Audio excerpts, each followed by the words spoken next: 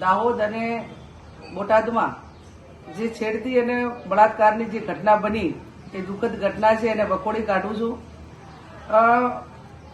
શિક્ષણ જગત એ દીકરા અને દીકરીઓને ભણાવવા માટે મા બાપ એ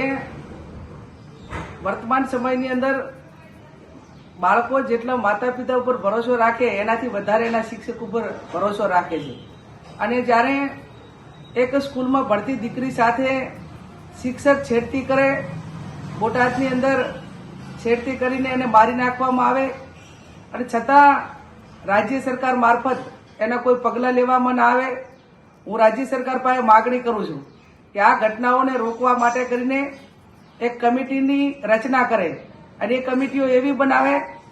ડિસ્ટ્રિક્ટ નિવૃત્ત જજ હોય, મહિલા પોલીસ અધિકારી હોય, એને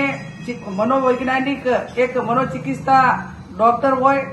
અને આ બધાની કમિટી બનાવીને ગ્રામ્ય કક્ષાએ, તાલુકા કક્ષાએ અને જિલ્લા કક્ષાએ એનું ગઠન થાય અને એના મારફત